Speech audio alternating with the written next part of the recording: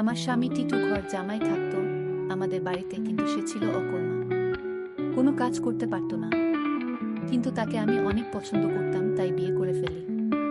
আমার মেজ ভাবির সন্তান হতো না, তাই আমার মেজ ভাই সবসময় মনোমরা হয়ে থাকত আর ভাবিকে বলতো তোকে ছেড়ে দিয়ে আরও একটা বিয়ে করব। কিন্তু হঠাৎ একদিন রাতে লক্ষ্য করলাম আমার স্বামী টিটু মেজ ভাবির ঘর থেকে বের হচ্ছে। তার কিছুদিন পর ভাবি মহতে যাচ্ছে। আমি তা শুনে আমার মাথা ঘুরে গেল। তাহলে কি আমার স্বামী ভাবিকে? তাহলে মূল ঘটনাটা খুলে বলি। মাঝরাতে পানি খেতে উঠে নিজের স্বামীকে মেজ ভাবির ঘর থেকে বের হতে দেখে চমকে উঠল দিবারা। মেজ ভাইয়া 4 দিন হলো ঢাকায়, এখন ভাবি একা ঘরে। আমার স্বামী এত রাতে মেজ ভাবির ঘরে কি করতে গিয়েছিল সেটা জানার জন্য আমার মাথায় ঘুরপাক খাচ্ছে। এই ঘরের দিকে স্বামীকে আসতে দেখেই দরজা বিজিয়ে দিয়ে বিছানায় উঠে ঘুমানোর অভিনয় করল দিবারা। তার স্বামী দরজা ঠেলে সন্তর্পণে হেঁটে এসে বিছানায় তার পাশে শুয়ে পড়ল।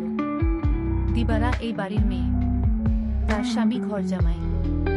দিবারা জানে কোনো রকম অপরাধ করলে তাকে সহ তার স্বামীকে এই বাড়ি থেকে বের করে দিবে ভাইয়েরা, তাই এই ব্যাপারে আর কোনো কথা বলে না দিবারা। পরের দিন সারাদিন মুখ কালো করে রাখলেও তার স্বামী টিটুকে এই বিষয়ে কিছুই জিজ্ঞেস করে না সে। তারপরের রাতে দিবারা আর কিছুতেই ঘুমাতে পারে না। তার বিশ্বাস তার মেজ ভাই যতদিন শহরে আছে প্রতি রাতেই বোধহয় তার স্বামী মেজ ভাবির ঘরে গেছে। কিন্তু ঘরে গিয়ে কি করলো এটা তো আমি দেখি নাই, শুধু দেখতাম মেজ ভাবির ঘরে যেত। কেন যেত দিবারার মনে সন্দেহের সৃষ্টি হলো। তার বিশ্বাসকে সত্যি প্রমাণিত করতেই যেন ধীরে ধীরে টিটু দিবারার পাশ থেকে গড়িয়ে মেঝেতে নামল। এরপর পা টিপে টিপে ঘরের দরজা খুলে বাইরে চলে গেল। রাত এখন কয়টা হবে? 1টা, 2টা। টিটু কোনো কাজ না জোগাড় করতে পারায় ভাইদের উপর নির্ভর করেই বেঁচে আছে তারা দুজন। দিবারা টিটুর এই অর্থ উপার্জনের অক্ষমতাটাই পুষিয়ে দেয়, সারাদিন গাধার মতো বাড়ির কাজ করে। সারাদিন কাজ করায় শরীর এতই ক্লান্ত হয় যে সারারাত মরার মতো ঘুমায় দিবারা।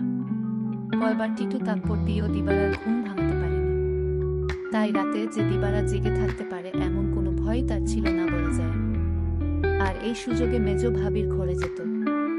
কিন্তু কেন যেত তা আমি কিছুই জানতাম না। পরদিন রাতে দিবারা ঘুমায়নি। সে রাতে জেগেছিল তার স্বামী কি করে তা জানতে। তখনই দেখল দিবারার স্বামী বিছানা থেকে ধীরে ধীরে উঠে গেল। ঘর থেকে বের হয়ে মেজ ভাবির ঘরে গেল।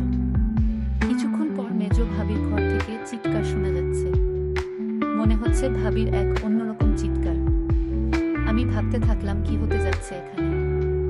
আমি কিছুটা আন্দাজ করতে পারলাম না আসলে ওই ঘরে কি হচ্ছে। টিটু চলে যেতেই বালিশে মুখ গুজে ফুপিয়ে কেঁদে উঠল দিবারা। সে তার স্বামীকে কত ভালোবাসে, সে কিনা করে সারাদিন তার জন্য, আর সে কিনা তার সাথে বিশ্বাসঘাতকতা করতে পারে। দিবারা ভাবল ওই ভাবির ঘরে কেন আমার স্বামী টিটু যায়, এটা আমার যে করে হোক জানতে হবে। পরের 2 রাত অনেক চেষ্টা করেও জেগে থাকতে পারল না দিবারা।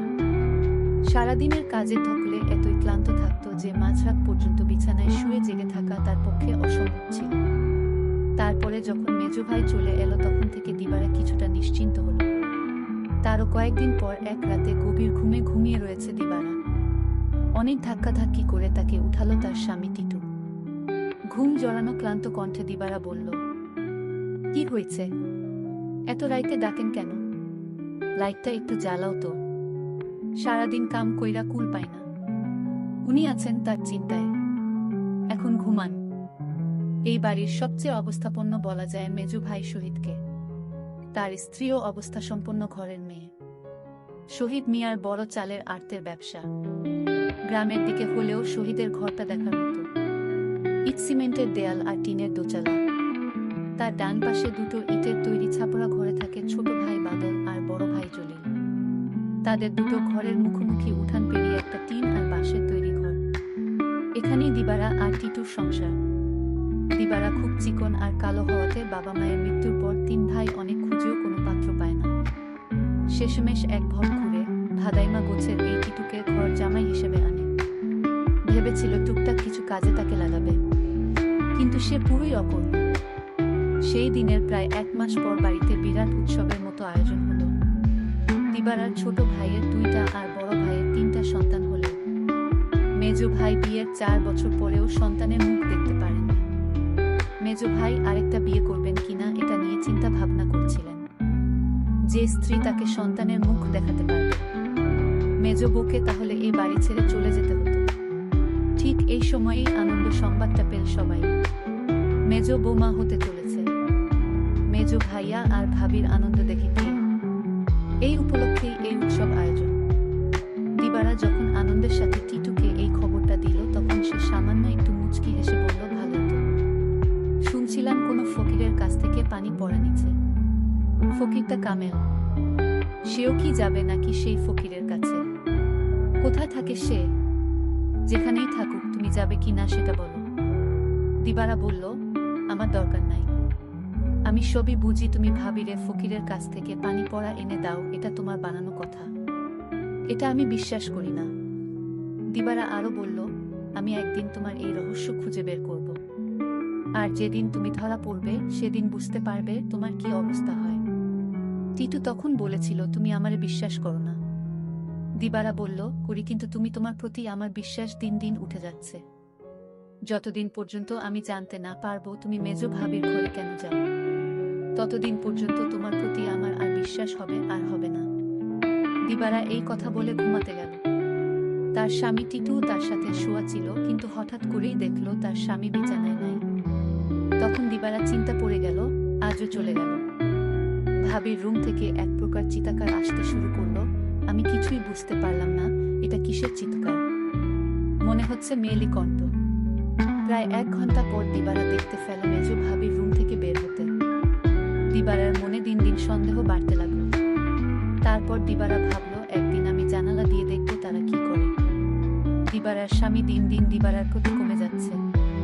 কিন্তু আজ 2 দিন যাবৎ দিবারার স্বামী মেজো ভাবি রুমে যাচ্ছে না, সেটা লক্ষ্য করল দিবারা। দিবারা তার স্বামী টিটুকে জিজ্ঞেস করল, কই, আজকাল তো তোমায় আর দেখি না ভাবি রুমে যেতে। তার স্বামী টিটু তাকে একটা তাপ্পড় মেয়ে বলল, তোমার বাবার বাড়ি থাকি বলে তুমি কি আমায় যা বলবে তাই মনে করবে? সবকিছুর ভিতর শুধু কি তোমার অধিকার আছে, আমার নেই? এর মধ্যে হঠাৎ খবর আসলো মেজো ভাবি মা হতে চলেছে। দিবারা সেটা শুনে থমকে গেল, কারণ মেজো ভাবির স্বামী মানে আমার মেজো ভাইয়ার তো সমস্যা ছিল। তাহলে কিভাবে সে মা হতে চলল? আমার মাথায় কোনো কাজ করছে না। আমার মনে সন্দেহ হতে লাগলো। দিবারা তার স্বামীকে বলল, আপনি এখন আর দেখি দিবারা রুমে যান না কেন? কখন কি করব সেটা আমার ব্যাপার। যাই হোক, আমি এবার অপেক্ষায় আছি কখন আবার আমার স্বামী তার রুমে যায় সেই প্রতীক্ষায়। এর কিছুদিন পর তার স্বামী টিটু ভাবি রুমে গেল। তারপর আমি জানালা দিয়ে যা দেখলাম তা দেখে আমার চোখ ছানা বড়া হয়ে গেল। দিবারা এই দৃশ্য দেখে সে বিছানায় শুয়ে কান্না করতে লাগলো। ঠিক তখনই আমার স্বামী টিটু আমার রুমে এসে পড়ল আর আমায় বলতে লাগলো, আরে শাহানা, লাইট জ্বালাও না, দেখ কি দেই। বিরক্ত হয়েই বিছানা থেকে নেমে লাইট জ্বালালো দিবারা। তারপর চুকিতে এসে বসল। টিটু তার সবগুলো দাঁত বের করে এসে পাঞ্জাবির পকেট থেকে এক জোড়া চুড়ি বের করল। আরেকটু কাছে আসো, পরায়া দেই। চুড়িগুলো দেখে চিনল দিবারা এগুলো স্বর্ণের। আর এর মালিক যে মেজো ভাবি ছাড়া কেউ না, তাও সে ভালো করে জানে। সে ভয়ে ভয়ে ফিসফিস করে বলল, এগুলা তো মেজো ভাবির, তুমি পাইলা কই? আরে ভয় পাইও না, চুরি করি নাই, মেজো ভাবি আমারে দিচ্ছে। বলো কি? সে কেন দেবে? তোমার একটা কথা কই। কই কই কইরাও এতদিন কইতে পারি নাই স্বর্ণে। ভাবছিলাম তুমি আমারে ভুল বুঝবা, কিন্তু তোমারে আমি কি কিছু গোপন করি বলো? ভুল বুঝো না বউ। মেজো ভাই এইবার ঢাকায় যাওয়ার পর কয়রাত আমি মেজো ভাবির ঘরে গেছিলাম। টিটু আবার বলল, মেজ ভাই ঢাকা যাওয়ার পরে মেজ ভাবির কয় রাত খুব জ্বর হয়েছিল, কিন্তু তার যত্ন করার মতো কেউ ছিল না। তাই ভাবি কইল, দেখ টিটু, তোরে আমি ভাইয়ের মতোই দেখি। আমার সারাদিন ভালো লাগে, খালি একটু দুর্বলতা থাকে, কিন্তু রাত হইলেই জ্বর বাড়ে। তুই কি রাইতে আইসা আমার মাথায় একটু পানি ঢালতে পারবি? দিবারা অবাক হয়ে বলল, আমারে কইতে পারত? ছোট ভাবি, বড় ভাবি আছে, তোমারে কইল কেন? আমারে সারাদিনে জ্বরের কথা একবারও কইল না। টিটু মুখটাকে মলিন করে বলল, দেখলা, সব আমার কপালের দোষ। আমি জানতাম তুমি আমারে সন্দেহ করবা। আমি কি আর মাইন্ডসে বিশ্বাস পাওয়ার যোগ্য? দিবারা এবার কাঁদো কাঁদো হয়ে বলল, না গো, আমি ওইটা বলি নাই। আমি তোমারে বিশ্বাস করুম না তো কারে করুম কও? তুমি ছাড়া আমার আর কেরা আছে? তুমি আমারে ঠকাই বা ফিরিসতা আইসা কইলেও বিশ্বাস করুম না। এই না হইলে আমার বউ। শুনো, ভাবিরে কইলাম দিবারারে পাঠায় দিবনে। ভাবি কইল, আহা, বেচারি সংসারটার লাইগা কাজ কইরা সারাদিন মরতাছে, তারে আবার রাইতে ত্যাক্ত করা কেন? দিবারা জানে যে আমি তোমারে ভাই মানি। তুমি আইসো, দিবারা কিছুই মনে করবে না জানলেও। ওর মন এত নষ্ট না। তবুও আমি তোমারে কিছু কই নাই ডরে। তাছাড়া বুঝি তো পরের বাড়িতে থাকি, বেশি তর্ক মানায় না। এই জন্যই আমি তোমার ভাবির রুমে গেলাম চুপি চুপি। কারণ রাতে তোমার ভাবির মাথায় পানি না দিলে কি তখন জ্বর ছাড়ত? আমি যদি ভাবির পাশে না থাকতাম আর মাথায় পানি না দিতাম তাহলে জ্বরে মইরা যাইত। এতদিনে ভাবিকে কবরস্থানে রেখে আসতে হতো। দিবারা তখন বলল, সবই বুঝলাম, কিন্তু একটা বিষয় আমার মাথায় ঢুকছে না। টিটু বলল, কি কথা তোমার মাথায় ঢুকছে না আমারে বলো। দিবারা তখন বলল, আমার মেজু ভাইয়ের সমস্যা ছিল, কিন্তু সে কিভাবে মা হতে চলেছে। আর ভাবির ঘর থেকে কিসের আওয়াজ আসতো। টিটু তখন বলল, তুমি দেখি আবার আমাকে সন্দেহ করতেছ। এই সন্দেহটা তোমাকে দূর করে দেই। তোমার মেজো ভাবি একদিন আমায় বলল, আমার সংসারটা মনে হয় টিকবে না। আমি বলেছিলাম, কেন টিকবে না? কারণ আমার কোনো সন্তান নেই, তাই স্বামী আরেকটা বিয়ে করতে পারে বলে আমায় বলল। আর তখনই আমি বলেছিলাম, তোমার ভাবিকে শোনো, তুমি কিছু চিন্তা করো না, আমি সব ব্যবস্থা করতেছি। আমি তখন এক ফকির বাবার কাছে গেলাম। ভাবির সমস্যাগুলো খুলে বললাম। ফকির বাবা বলল, আমি তোমায় এক গ্লাস পানি পড়া দেব। সেটা 2-3 ফুটা করে 7টাখানে খেতে হবে। তাও নিজ হাতে খেলে হবে না, তার স্বামী তাকে কাওয়াই দিতে হবে। তখন তো বড় ভাই বাড়িতে ছিল না।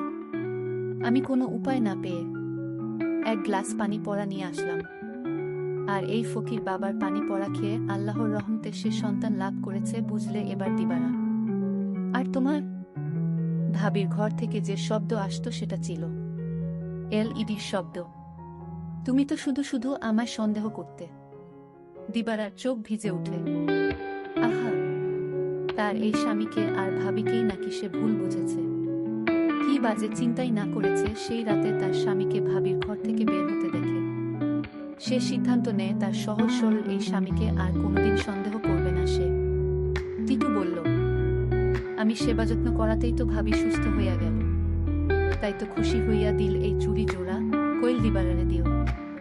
তবে দিনের বেলা এটা কইরো না শাহানা।